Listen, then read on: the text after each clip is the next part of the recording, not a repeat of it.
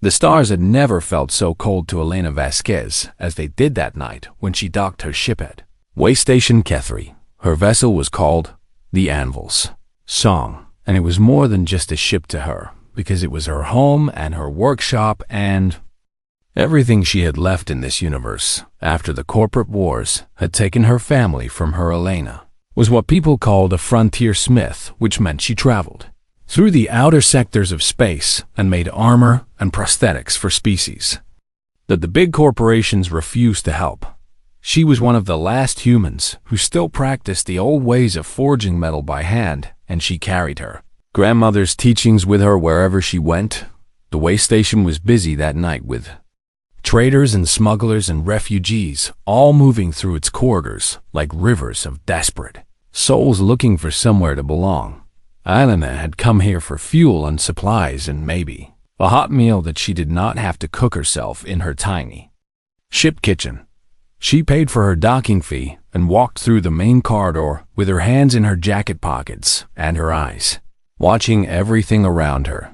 The station smelled like engine oil and alien spices and the sweat of 100 different species all crammed together in a place that was never meant to hold so many. Elena was about to turn toward the food district when she heard something that made her stop.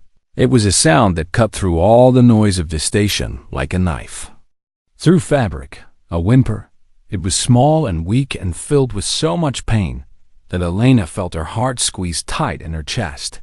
She turned toward the cargo alleys where the sound had come from, and she walked slowly into the shadows between the storage containers.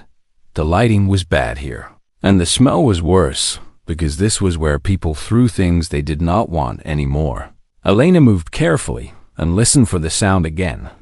There it was, another whimper followed by a low growl that was trying to be threatening, but was too weak to scare anyone. She found the creature huddled behind a broken shipping crate. At first, Elena thought it was some kind of wolf or large cat, but then she saw the silver-gray fur and the shape of the ears and the golden eyes that reflected light like twin suns. Her breath caught in her throat. It was a Vrkai cub. Everyone in the galaxy knew about the Vrkai, because they were the most feared predator species in all of known space. Their adults stood 8 feet tall with claws that could cut through starship hulls and teeth that could crush bone like it was nothing. They came from a death world where everything tried to kill everything else, and they had evolved to be the ultimate survivors. Entire fleets had been destroyed trying to invade Vrkai territory, but this was not an 8-foot-tall killing machine. This was a child. The cub was small and barely reached Elena's hip when standing, but right now it was lying on its side in a pool of its own violet-colored blood. One of its hind legs was bent at an angle that made Elena feel sick to look at, and there were burns across its flank that looked like they had been made by a plasma whip. But the thing that made Elena's hands curl into fists was the iron collar around the cub's neck. She could see the marks stamped into the metal, a slaver's brand. Someone had captured this child and put a collar on it and beaten it and burned it and then thrown it away like garbage. When it became too much trouble, the cub snarled at her and tried to drag itself backward, but it was too weak to move far. Its teeth were bared, and its ears were flat against its skull, and everything about its body language said that it expected her to hurt it. Easy, Elena said in a soft voice as she crouched down to make herself smaller and less threatening. Easy, little one. She continued while keeping her hands where the cub could see them. I am not here to hurt you. The cub growled again, but the sound faded into another whimper of pain. Elena could see that it was shaking, and not just from fear, but from cold and hunger and the infection that was probably spreading through its wounded leg. She knew what she was risking by helping this creature. If its clan ever found out that a human had touched one of their young without permission, they might kill her without asking questions. And if the slavers who had owned this cub came looking for their property, they would definitely kill her for taking it. But Elena looked at those golden eyes that were filled with pain and terror, and she saw something that she recognized. She saw a child who had been hurt by people who should have protected it. She saw herself after the corporate soldiers had burned her colony and killed everyone she loved. She saw every wounded creature she had ever helped in her years of traveling the stars. Elena made her choice. "Okay," she said quietly to the cub. "Okay, little one, here is what we are going to do." She slowly reached into her jacket and pulled out a ration bar. The cub's nose twitched and its eyes locked onto the food. "I'm going to put this down right here," Elena said as she placed the bar on the ground between them. "And then I am going to sit here and wait for you to decide if you want it." She sat down on the cold metal floor and crossed her legs, and she waited. The cub watched her with those burning golden eyes for a long time. Minutes passed, and Elena did not move. Finally, the cub's hunger won over its fear, and it dragged itself forward just enough to snatch the ration bar in its teeth. It ate like it had not seen food in days, which was probably true. Elena waited until it was done, and then she put down another bar and another. By the time the cub had eaten its fourth ration bar, its eyes were starting to droop with exhaustion. "I have a ship," Elena said softly. "It is warm and safe, and I have medical supplies that can help your leg." The cub made a sound that was somewhere between a growl and a question. "I know you do not trust me," Elena continued, "and I know you have every reason to bite my hand off if I try to touch you. But I am asking you to give me a chance." She stood up slowly and held out her hand. "Will you come with me, little one?" The cub stared at her hand for a long moment. Then slowly and painfully, it pushed itself up onto its three good legs, and it limped toward her when it pressed its head against her palm. Elena felt tears burn in her eyes. "That is right," she whispered. "I have got you now. You are safe." She gathered the cub in her arms and carried it through the cargo alleys toward her ship. The creature weighed almost nothing, which told her how close to death it really was. As she walked, Elena made a silent promise to whatever gods might be listening. She would save this child, no matter what it cost her.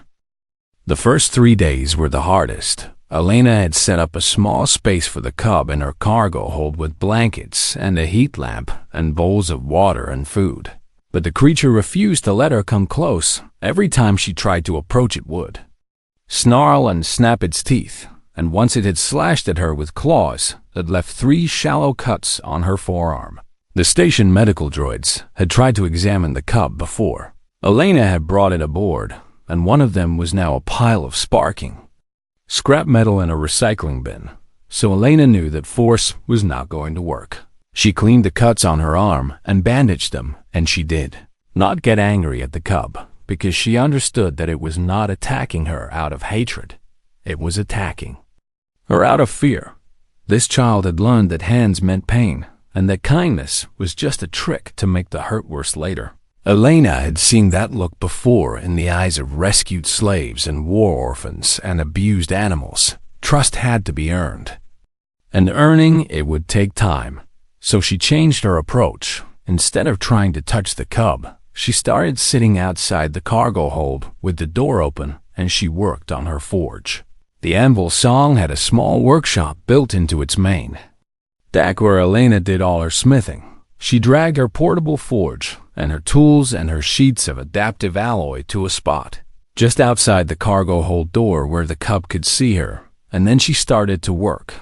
The sound of her hammer striking metal rang through the ship in a steady rhythm that was almost like music. She heated the alloy until it glowed orange, and she shaped it with her hands and her tools, and she poured all of her focus into the craft that her grandmother had taught her. While she worked, she talked not to the cub directly, but just out loud as if she was talking to herself. She told stories about Earth, and the mountains where she had grown up, and the rivers that had sparkled like diamonds in the sunlight. She talked about her grandmother Rosa, who had been the greatest smith in 3 colonies, and who had taught Elena that metal was not just material, but something almost alive that could be convinced to take any shape if you treated it with respect. She spoke about the corporate wars and how she had lost everything, and how she had wandered the stars for years before finding her purpose in helping those who had no one else to turn to. The cub watched her from the shadows of the cargo hold. At first it stayed far back where she could barely see its golden eyes reflecting the light of her forge, but day by day it crept closer. By the fourth day, it was sitting just inside the doorway with its damaged legs stretched out in front of it, and its ears pointed forward to catch every word she said. Elena pretended not to notice. She just kept working and talking and letting the cub get used to her presence. On the fifth day, she started working on something specific. She had spent hours studying everything she could find about Vorkai anatomy, and she had measured the cub with her eyes while it slept, and she had run the numbers through her ship's computer a dozen times. Now she was building a prosthetic frame for its damaged leg. It was delicate work because Vorkai bones and muscles were arranged differently than human ones, and she had to account for the way the species moved and ran and jumped. She made mistakes and melted the pieces down and started over again and again. But slowly the device took shape. It was beautiful in the way that all well-made things are beautiful, with curves that followed the natural lines of a leg and joints that would move as smoothly as living tissue. On the sixth day, the cub finally left the cargo hold. Elena heard the soft click of claws on metal, and she looked up to see the small, silver-gray creature limping toward her. It stopped about 3 feet away and sat down and watched her work with those intense golden eyes. Elena's heart was pounding, but she kept her movements slow and calm. "Hello, little one," she said without stopping her work. "I am glad you decided to join me." The cub made a low rumbling sound in its chest that was not quite a growl and not quite a purr. "This is for you," Elena said as she held up the half-finished prosthetic. "It will help your leg heal and let you walk without pain." The cub tilted its head and made a questioning noise. "I know it does not look like much right now, but when it is done, it will be strong enough to let you run again." She set the device down and went back to work on it. The cub watched every movement of her hands like it was memorizing each step of the process. Hours passed, and Elena kept working, and the cub kept watching. When she stopped to eat a meal, she put a bowl of food down for the cub too, and this time when she set it close to her own seat, the creature did not flinch away. They ate together in comfortable silence. That night, Elena fell asleep in her chair by the forge, and when she woke up, the cub was curled up at her feet. Its nose was tucked under its tail, and its breathing was slow and peaceful, and for the first time since she had found it, the creature looked like it was not afraid. Elena smiled and wiped tears from her eyes and got back to work on the 8th day. The prosthetic was finished. It was a masterpiece of engineering and craftsmanship with a frame of lightweight alloy and padding made from synthetic materials that would be gentle on healing flesh. Elena held it up and looked at the cub, who was now sitting right next to her chair. "I need to put this on you," she said, "and it will hurt while your leg heals inside it, but after that you will be able to run faster than you ever did before." The cub looked at the device, and then at Elena's face, and then slowly and carefully it lifted its damaged leg and held it out toward her. Elena felt her throat tighten with emotion. "Thank you for trusting me," she whispered. She worked gently and carefully, and the cub whimpered a few times when she had to move the broken bones into position, but it did not bite or scratch her. When the prosthetic was finally secured and activated, the cub stood up on all 4 legs for the first time in what must have been months. It took a shaky step and then another, and then it made a sound that Elena had never heard from it before. A purr. A deep rumbling purr that vibrated through its whole body and seemed to fill the entire ship with warmth. The cub turned to Elena and pressed its head against her chest and purred so loud that she could feel it in her bones. "You are welcome, little one," she said as she wrapped her arms around the creature.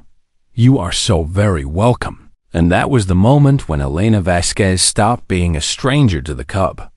That was the moment when she became family.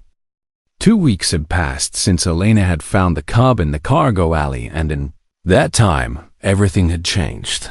The creature had grown stronger every day as its leg healed inside the prosthetic frame, and now it could run and jump and play like a healthy young Verkai. Should Elena have learned that his name was Kethris, he had told her in a mixture of growls and gestures and the few words of Terran standard that he was slowly learning to speak. She had also learned that he was young, even by Verkai standards, which meant he was probably only about 5 or 6 years old in human terms. He followed her everywhere on the ship, like a shadow made of silver fur and golden eyes. When she worked at her forge, he sat beside her and watched.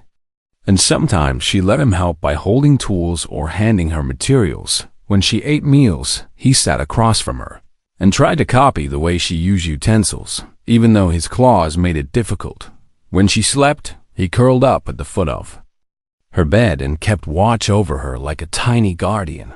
Elena had never had children of her own, but she imagined that this was what it felt like to be a mother. She loved this strange, fierce, beautiful child with all of her heart that was still docked at Waystation Kethri, because Elena had been waiting for Kethris to heal before moving on to her next job. She was in her workshop adjusting the fit of his prosthetic when the alarm started screaming. The sound was so loud and sudden that Kethris yelped and pressed himself against Elena's legs. Red lights flashed throughout the ship, and the computer's voice blared warnings about incoming vessels. Elena ran to the cockpit with Kethris limping behind her, and what she saw on the sensors made her blood turn to ice. 3 ships had just dropped out of faster-than-light travel right on top of the station. They were Verkai warships. Each one was massive and covered in weapons that made the station's defense grid look like children's toys. The hulls were painted with clan markings in colors of blood red and bone white, and every line of their design spoke of violence and death. Elena had seen pictures of Verkai warships before, but seeing them in person was something else entirely. These were vessels built by a species that had evolved on a death world, and they looked like predators made of metal. The station master's voice crackled over the communication system, and Elena could hear the fear in every word. All personnel, remain calm. The voice said, do not engage with the incoming vessels. I repeat, do not engage. Let them take what they want, and maybe we will survive this. Kethris was shaking against Elena's leg, and when she looked down at him, she saw that his ears were flat against his skull, and his eyes were wide with terror.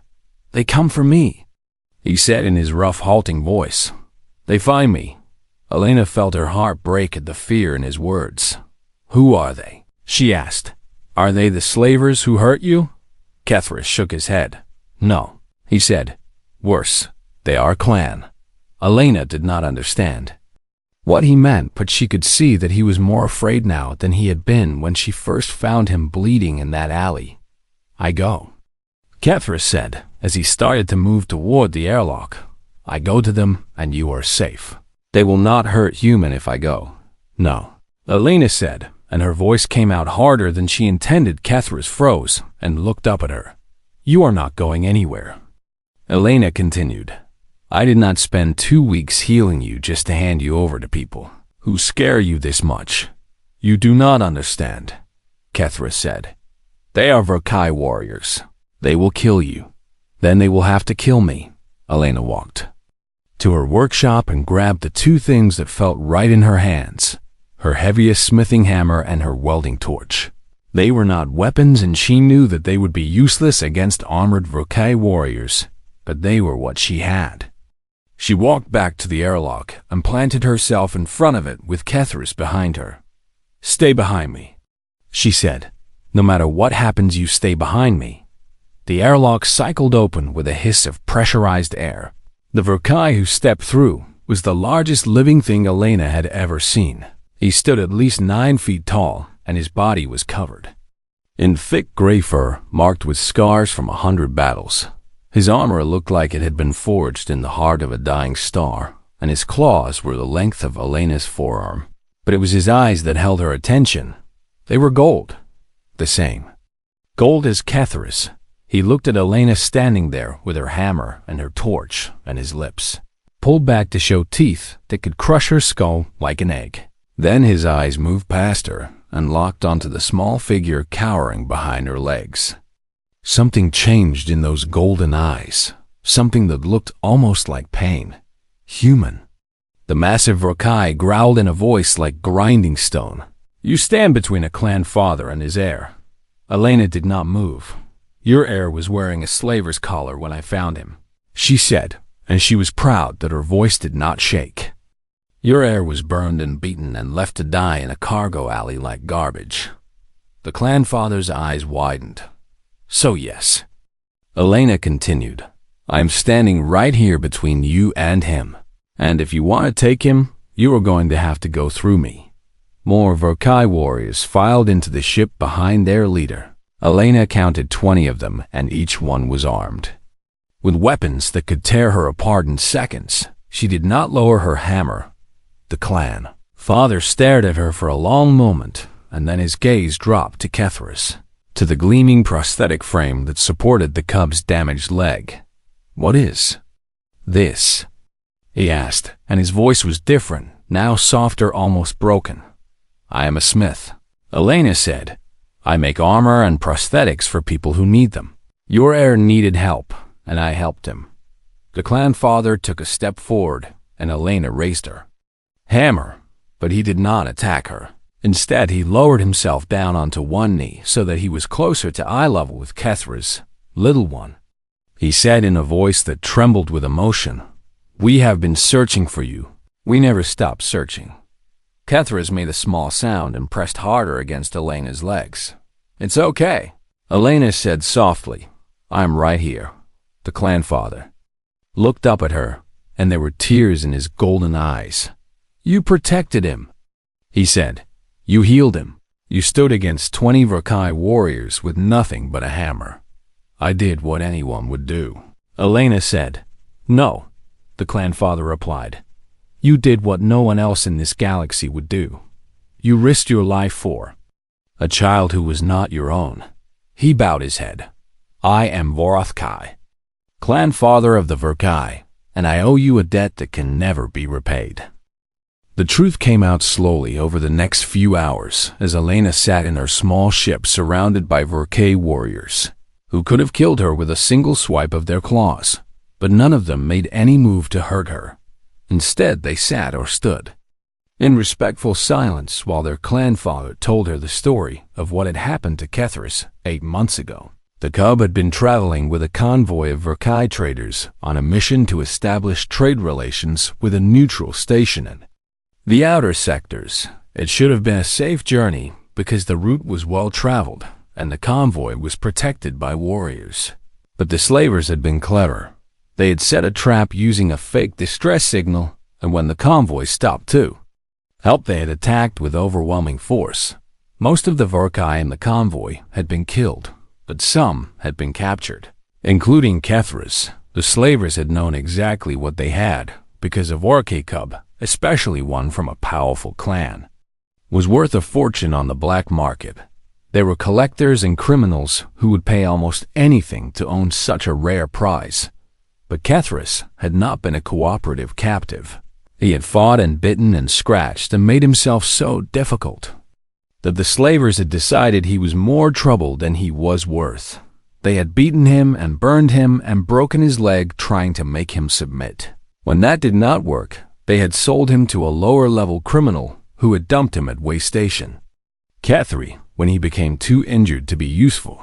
The clan had been hunting for Catharus ever since he was taken. Vorkai had led the search himself because Catharus was his youngest son and the heir to his bloodline. They had tracked the slavers across 4 star systems, and when they finally caught them, none of the slavers survived the encounter. But Catharus had already been sold by then, and the trail had gone cold.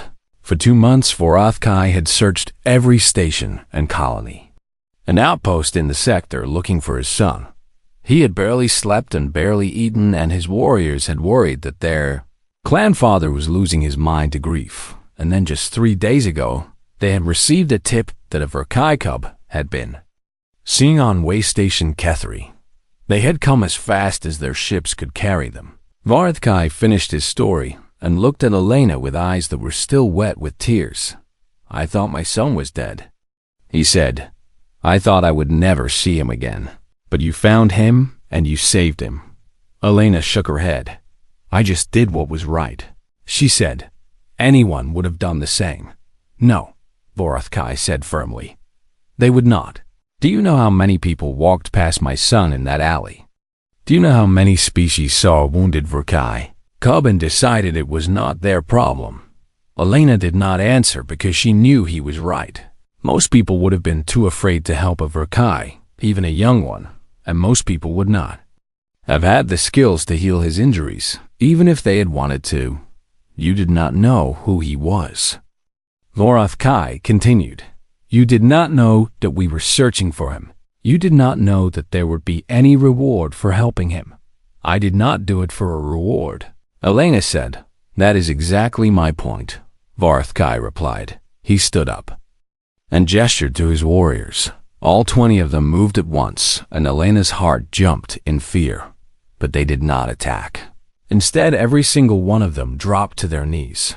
Even Varathkai, the mighty clanfather, knelt before her. Elena stared at them in shock. What are you doing? She asked. In our culture, there are different kinds of debts. Varathkai explained from his kneeling position. There are debts of commerce, which can be paid with goods or credits. There are debts of honor, which can be paid with service or blood.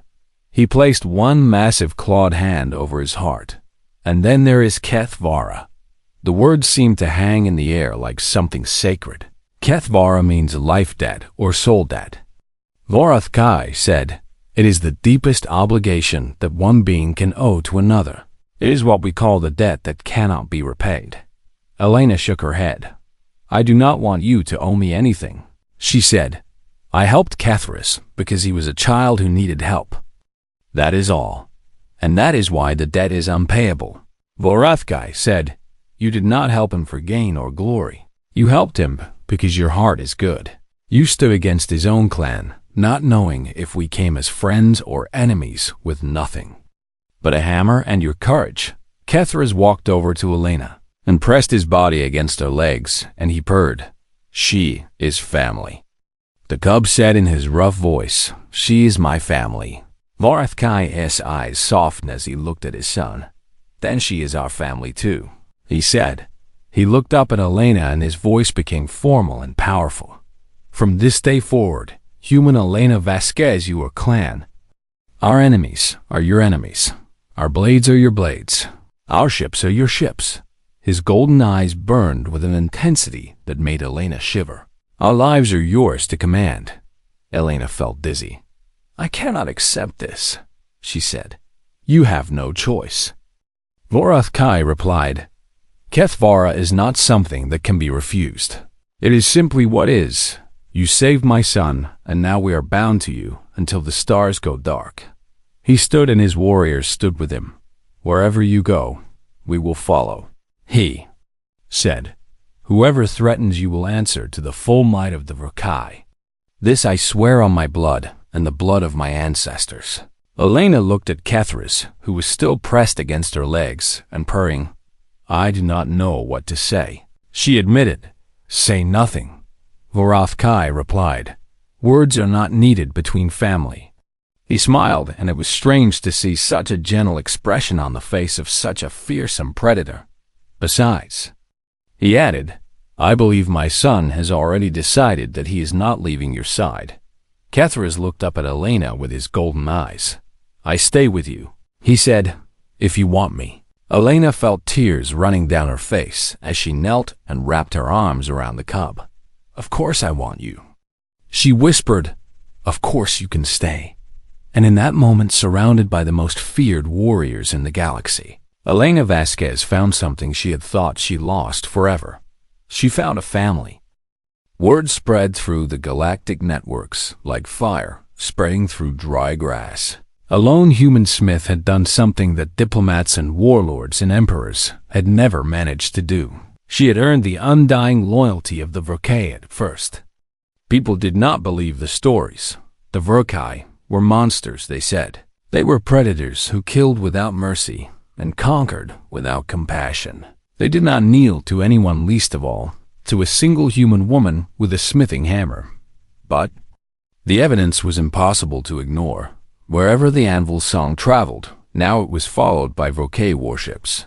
Not one ship or two, but an entire escort fleet that made even the most powerful pirate lords turn and run. Elena Vasquez continued to do what she had always done. She traveled through the outer sectors, and she made armor and prosthetics for species that had nowhere else to turn. She helped refugees and outcasts and the wounded and abandoned. She charged what people could afford. And sometimes she charged nothing at all. But now, when she arrived at a station, the response was different. Station masters who had once ignored her now fell over themselves to offer her the best docking berths and the finest supplies. Criminals who had once tried to cheat her now avoided her completely, and species who had once looked down on the humans now treated her with something that looked a lot like reverence. Kethris stayed by her side through all of it. The cub was growing fast as young Verkai did, and within a year he stood almost as tall as Elena. His leg had healed perfectly inside the prosthetic frame, and when Elena finally removed the device, he could run faster than any adult Verkai in the clan. But he did not return to his father's warship. Instead, he asked to stay with Elena and learn her craft. "You gave me back my legs," he told her. "Now I want to learn to give others the same gift." Elena taught him everything she knew. She showed him how to work the forge and shape the metal and design prosthetics that would work with different species and different bodies. Kethris had a natural talent for the work, and his Verkai strength let him shape metals that Elena could never have worked alone. Together, they helped more people than Elena ever could have helped by herself. 2 years after Elena had found Kethris, in that cargo alley, everything changed again. A hegemony dreadnought dropped out of faster-than-light travel right in front of the anvil song. The hegemony was one of the largest and most powerful governments in known space. They controlled hundreds of star systems, and their military was feared throughout the galaxy. The dreadnought's commander sent a message to Elena demanding that she surrender her ship and come aboard. "Your skills are required by the hegemony." The message said, "You will serve as our military smith and produce weapons and armor for our forces." This is not a request. Elena felt cold fear in her stomach, but she kept her voice steady when she replied, "I am a free citizen of no government." She said, "I do not serve anyone, and I am not interested in making weapons for your wars. You misunderstand." The commander replied, "This is not a negotiation. You will come with us or you will be taken by force." Before Elena could respond, another ship appeared on her sensors, then another and another. Within minutes, a dozen. The Verkai warships had surrounded the hegemony dreadnought. Vorathkai's face appeared on Elena's communication screen. "Is there a problem here?" he asked in a voice like grinding stone. The hegemony commander's face went pale. "This is internal hegemony business," he said. "The human woman is a person of interest to our government. The human woman is clan." Vorathkai replied, "She is under the protection of the Verkai, and any threat to her is a threat to us. You would start a war over one human." The commander demanded. Vorathkai smiled, and it was not a friendly expression. "For her I would burn the galaxy," he said. The standoff lasted for 3 hours. More hegemony ships arrived, and more Verkai ships arrived to match them. Elena watched from her cockpit with Kethris beside her, and she felt sick at the thought that so many people might die because of her. But then something unexpected happened. The hegemony ships began to withdraw. Later, Elena learned that Verkai had sent a message to the Hegemony Council. The message had been broadcast on every public channel so that the entire galaxy could hear it. The human Elena Vasquez forged hope for a wounded child when the galaxy offered only cruelty. Vorathkai had said, "She stood against fear with nothing but her hands and her heart. She's not your property. She's not your tool. His voice had grown hard as iron. She is clan. And if you touch her, we will show you what the Verkai do. To those who threaten our own, the hegemony had backed down. No government wanted to start a war with the Verkai over a single human, no matter how skilled she was. In the years that followed, Elena Vasquez became a legend. People called her the Human Smith and the Mother of Iron and the woman who made gods kneel. Stories were told about her in every corner of the galaxy. Some said she had tamed a Verkai with her bare hands. Others said she had stared down an entire war fleet without flinching. A few even said she had magic powers that let her heal any wound. Elena just laughed when she heard these stories. She did not feel like a legend. She was just a smith who had helped a wounded child. She was just a woman who had done what her grandmother had taught her to do. She was just a human being who had shown kindness when cruelty would have been easier. But that was exactly the point. In a galaxy full of species who measured strength by the size of their claws and the power of their weapons, humanity had found a different way. They had proven that kindness could be a form of strength, that compassion could earn loyalty, that conquest never could, that a single act of love could change the fate of worlds. The Verkai had a saying that was older than their starships. Fear the warrior who fights for glory, because they will abandon you when the glory fades. Respect the warrior who fights for honor, because they will stand with you until their honor is satisfied. But kneel before the warrior who fights for love, because they cannot be broken. They had never met a species that embodied this truth more than humanity, and they never forgot the human woman who had proven it. Years later, when Elena was old and gray and her hands were too weak to work, the forge, she sat in a chair on the deck of her ship and watched the stars go by. Kethris sat beside her, now a massive adult Verkai who had become the greatest smith in 3 sectors. Do you ever regret it? He asked her. Regret what?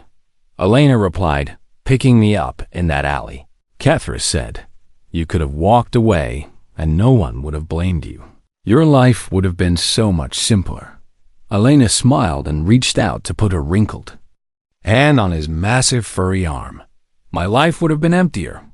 She said, I found a son in that alley. I found a family and a purpose. I found everything that mattered. Kethris made that deep rumbling purr that Elena had loved since the first time she heard it. I love you, mother. He said. Elena felt tears on her cheeks, but she was smiling. I love you too, little one. She whispered, I love you too. Outside the ship, the Verkai fleet flew in formation around them. Inside the ship, a human and a Verkai sat together and watched the universe go by. And somewhere in the stars, the story of Elena Vasquez was being told to children of 100 different species. The story of a human who had shown them all what strength really meant. The story of kindness, the story of love, the story of humanity.